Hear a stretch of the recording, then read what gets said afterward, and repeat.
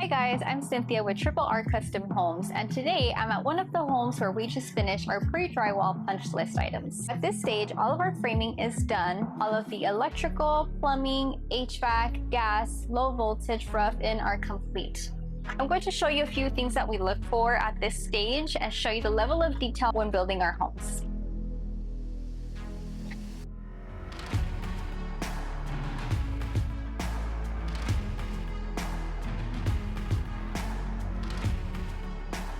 Morning. Good morning, Jimmy. So this is Jimmy. He is the owner and builder for Triple R Custom Homes, and we are standing in this beautiful home we are building. You just finished your pre-drywall punch list walk. Can you explain to us a little bit of what that is and what you're looking for? Yeah, so at this stage, we're checking everything that's going to be behind the walls once sheetrock's up. So we're checking plumbing lines, gas lines, electrical, AC. We're checking all of our framing members, making sure everything's the way it should be, correct and accurate. This is the final stage before we insulate and we sheetrock the house. So we want to double check, triple check, make sure everything's where it's supposed to be. I see a lot of markings on the floor, a Mhm. lot of different colors on the walls, Yep. the framing. Can you explain to us what those colors mean or what we're looking at here? Sure. So when we're doing our pre-drywall walk, we're walking every single wall. We're checking everything again for accuracy. So whenever we find something that needs to be fixed or corrected or may not be quite right, we write it on the wall and we spray paint it. We color coordinate everything. So when the trades come out to fix these items, it's easier for them to identify the objects and the items that we're looking at. So you'll see red and orange are for our framers. You'll see green, we have for our electricians, blue for plumbers, yellow for AC. And once we make all these marks on the wall, we'll compile one big list. We'll send in an email to each individual trade. They'll print that list out, come to the job site. And when they're going down their list, it's just easy for them to identify the spot and area we're talking about. Also makes it easier for me when I'm checking their work. I don't need my notebook or my pen or my paper. I can just walk to the area, make sure it's been done, and cross it off the list. So at this stage, what kind of inspections are involved? This particular house isn't inside city limits, so we don't have any city municipality governing over us. What that means is we don't have any city officials coming and inspecting this job site. But that doesn't mean we don't have to get any inspections. We still have to get our gas inspected. We have natural gas at the house, so we are required to get a gas inspection by the gas providers, which we have done. What they do is they come out and they check to make sure all our gas lines are ran properly, all of our exhaust vents for the gas appliances are run properly. We pressurize the lines, we put a pressure gauge on just to make sure there aren't any leaks. We've got our green card, and we'll have to do another one before we get our gas meter. We do have to get a permit for the septic tank. We follow that with the county on a later date. We do hire a third-party inspector on our own just to double check to make sure we didn't miss anything. And at this stage, they've come and they've inspected the house behind us, and they gave us a little bit of a list of things that need to be fixed. We've corrected those items as well. That's not something we have to do, but we do it just to put another set of eyes, another professional set of eyes on the house, because it is easy to miss things, especially on a house this size and this detailed. At this stage, we've had all of our inspections done, passed. We have the okay to insulate and sheetrock at this time. So Jimmy, let's take the time to go over the importance of highlighting the selections, not only for yourself or for the trades, but also for the homeowners. So I know you have a lot of sheets up here. Can you go over some of them? Yeah, so in the kitchen and bathrooms and anywhere we have maybe a decorative light fixture, we get all the selection details that we have and any drawings that we may have, and we put them on the wall of the particular area that they're going in. We do this for a couple reasons. One, so at this stage, we can review our selections with the homeowners to make sure everything's accurate before we order. And you look at this page, this is all stuff on this wall, our cabinets, our cabinet color. You can see our countertop selection, backsplash selection, our light fixtures. Even shows over here in this corner, we have our cabinet style. So we want to make sure all this is correct and accurate before ordering it with the homeowner. We have another one here. It's got more of the same information. Then we have some more detailed layouts. This has cabinet pulls, as you can see here, and it has the locations of where we have them. Look how detailed this is. It says 2 inches from bottom frame, 2 inches from side frame. This is the level of detail we go on every house. Another one here, we have our light fixtures. We have the exact spacing we want our light fixtures at. We know we want the bottom 76 inches from the floor. This is more selection based. Here we have some more detailed based. This is going to be mainly for the trades. We also want to check it with the homeowners as well. This is our cabinet layout. It shows all of the cabinet dimensions. What the trades will use this for is they need to know where they put the plumbing lines, gas lines, electrical outlets. They pull these measurements here to make sure they have everything in the proper locations. And it just makes it easier having all this stuff on site, stapled to the wall, Everyone's working off the same selections. There's no questions, or if they have questions, they can easily reference this. We can reference the walls, check the selections, and get all the information that we need. More plumbing selections, our double oven specifications here, and what will this would be used for. Electrician, he'll see the power source that he needs and the exact location it needs to be in. We got one more over here, but you see this, we have our side-by-side fridge freezer and our coffee maker. It has our paint color, iron ore. We want to verify that with the homeowners one last time at this stage. We have our cabinet pools. We want to verify that one last time. And same thing, we have our cabinet detail. We have our fridge and freezer specification sheets, our coffee maker specification sheets, and our detailed cabinet layout here. Again, all this is going to be used by the trades. They can look at this, reference this, know exactly what they need, plumbing wise, electrical wise, the location it needs to go in. It's just an easy tool and a quick reference. At this stage, if any selections want to be switched, would it be too late, or do you? Mostly no. Might delay the time frame of the house a little bit, especially when you get into cabinets. Cabinets actually have already been made for this house, so to make any sort of cabinet change would be tough to do. Can it be done? We can do anything. It would cost time and it would cost money. If you want to change a plumbing fixture or a countertop selection, that is easily done at this point, or you may be able to get a credit. But stuff like that can get changed, but there's some items that would be a little bit more difficult to do. Give us an example of when the trades would take a look at these. Yeah, let's go to the master bathroom. I got plenty of examples I can show you of what a situation is like when a trade or even a builder or homeowner may look at these and reference these. So we can take a look in the master bathroom. So we're standing here in the master bathroom. So a perfect example, you can see we have a bunch of marks on the wall here. And what we were doing with the homeowner is we were trying to figure out exactly where to put this plumbing in-wall valve. So it's a custom home. We can do anything. Not every custom home is the same. So the way we do it in our last house isn't necessarily the way we're going to do it in this house. There are standards and we try to stick within those standards. But at the end of the day, this is your house. You're living in it.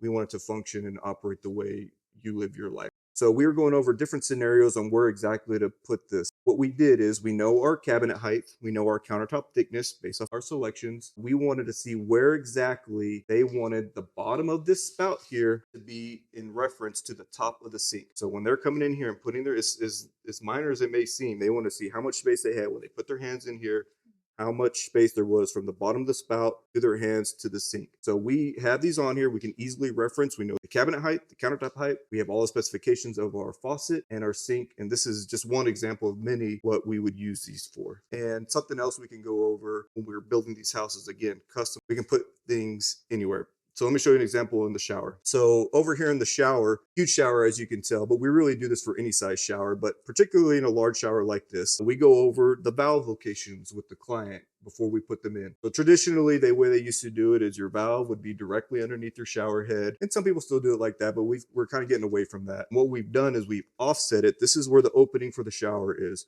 So we've placed it close enough to the opening to where they can turn on and off the shower, on and off their rain head without ever stepping foot inside the shower. So they can turn it on, get ready for their shower, let it warm up, whatever the case may be. The level of detail that we go through in every house, we do this in every shower. As you can see, we did it with our in-wall valves here in the master. Then we do that over and over again in every place of the house.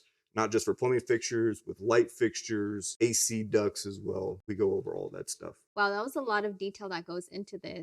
Can you show us an example of electrical now? Yeah, so at this stage, we've checked to make sure all of our light fixtures are in the right location. We have them per plan, or if there was any changes made or any lights added or deleted, we check to make sure all of that is correct as well. We check all of our switches and plug locations as well. Perfect example, I'm kind of looking behind you and over here, and I can see I have some green spray paint. Let's take a look over here. That our door casing is 4 inches thick. So when we're checking at this stage to make sure we have enough clearance between our door casing and our switches, I know I need about 4 inches. You know, we got to plus minus a little bit because the door casing is not exactly 4 inches. And then we do have a cover plate that goes over this, but around 4 inches is what we need. So I have here move switches and I have an arrow to the right, and I can see that there's a block here now. So what that means to me is at one point, this switch was located over here. So it was encroaching our door casing. It looks like the same thing was going on over here. Yeah, move switch 4 inches minimum. I can see they added a block here. We want to check all that stuff to make sure it's done. Once sheetrock is up, it's a lot harder, a lot messier to get this moved over. We're gonna have to cut sheetrock. The trim carpenter's probably gonna have to make another trip to put the door casing on. I'm gonna have to get this sheetrock out here to do the patch, paint it. It's just a mess, and we tried to prevent that. So we're checking everything at this stage. What we did in the master bathroom, we've done throughout the house. My builder eye is catching something in the background. I can see this plumbing line is out of the wall, and I don't see anything on the wall here. Stuff does get missed. This was not like this at some point, but something happened somewhere along the way, and now this is outside the wall. So I'm gonna have to get this fixed. Apologize, but I was picking that up in my peripheral vision. We'll get that fastened to the wall here. We're not perfect. We really do try to catch everything. So far, we've gone over election details, electrical details, plumbing details. Why don't we go over some framing? Yeah, let's go to bath 5. There's a small room, but there's a lot going on there that I can show you.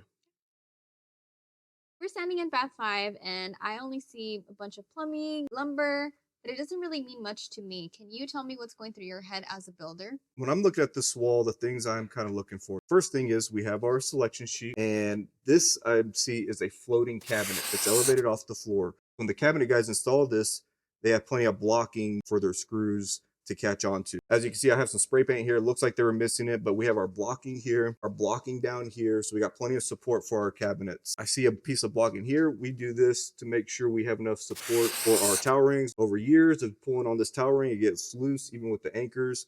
And we put this blocking here so we can drill into it, make sure we have a nice sturdy towel ring. We've already checked our switches. Looks like I have some green spray paint here for a light. I know that's been corrected and fixed. And a perfect example, just because you walk through a house that you may be building and you see spray paint all over the place, that signifies something needs to be changed or corrected, but doesn't necessarily mean something was wrong. The electrician had actually put this in the proper location per the plan. We changed it and added this up. So just because you go and you see, oh my gosh, there's so much markings on the wall, doesn't necessarily mean that something was done wrong, but something did have to move and did have to change. One good thing to kind of point out, and it's pretty important and it could be easily missed and does get easily missed a lot, is this is my shower here. Inside the shower, we do the Hardy Backer system for all of our shower walls. It's the waterproofing, part of the waterproofing system. Outside of our shower is sheetrock. So we have two different materials joining together. So we put this piece of blocking right in the middle. So when our Hardy Backer goes on, we can stop it at the edge of the shower, and our sheetrock, we can start it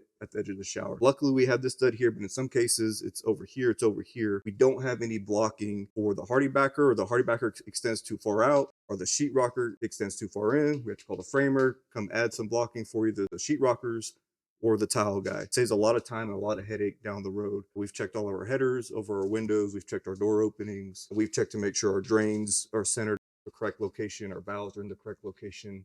So you really think of everything that goes behind the wall in order to fit the client's lifestyle, Yep, right? yep, we sure try to, yep. All of the things that you mentioned were framing details, but not structural. I think it's important to mention that all of our homes are designed by a structural engineer. A couple examples. Like you said, all of our houses are designed structurally by a structural licensed engineer. The architect designs the house, it's mostly cosmetic. Then we hire a structural engineer to design the house structurally. And we've already checked everything, and everything is done per the structural engineer. They've required some hold down boots that we have here. So you see these right here. There's about 16 of them in the house. We go around the house, make sure we have all those where they're supposed to be. We've checked all of our headers over our windows. We've checked all of our joists at this point, make sure everything's done properly. This wall, we want to make sure we have all of our lead bracing per the structural design. This house has something like 14 or so. With us being in the county, we don't have any inspection. We do not have to hire a structural engineer. Some builders don't. We hire a structural engineer, whether we're in city limits or county, on every single house. They design our foundation, our frame, our roof, everything. It's just a little bit of added peace of mind that we think is worth the money to get done. At this point, we've done everything that the structural engineer has asked. They come out here and inspect it as well. One of the ways we think is the right way to do things when building a house. Let me go over a couple more in the living room. There's some big LVLs in there, and I'll kind of show you what those look like. Continue to touch on the structural aspect of the house. We've checked to make sure all of our LVLs are in. Those are laminated veneered lumber, very strong, and we have a bunch of them in this house. So you can see in this living room all these details. We go and make sure we have the proper quantities, they're the proper height, they're supported properly. As you can see, that one's on a hanger there. Those ones are supported by the wall. Believe it or not, sometimes the framers miss it and they don't do it properly, but we're here to double check to make sure it is done properly. For example, we have a triple LBL above that ceiling line, and that was completely missed by our framers. I'll give them a little bit of credit. It was a little challenging to read on the plans, but we did catch it and make sure that got put in. We make sure we have all of our hangers on our joist here. We make sure we have all of our anchor bolts. There's so much that goes into the structure of a home, but we have gone and checked to verify to make sure everything is in before we start to sheetrock.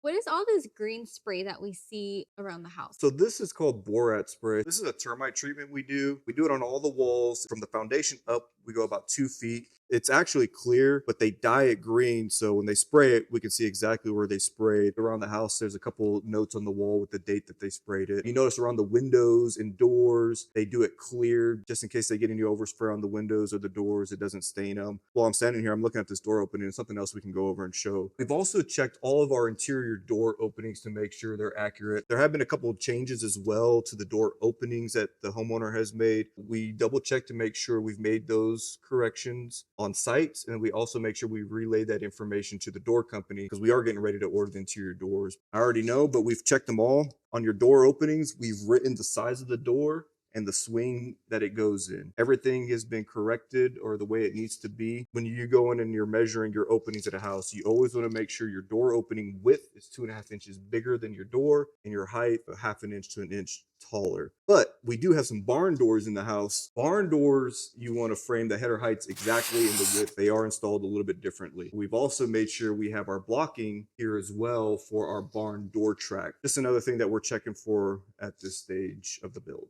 As you can tell, there's a lot that goes into the pre-drywall walk. We don't expect you to remember everything or know everything. That's why we're here. This definitely isn't every aspect of it, but now you have an idea of what to look for yourself. This is the framing portion of the house. This stage typically signifies the house is about 50% done. Looking forward to you guys watching the rest of the house being built. Until next time, hope this was helpful.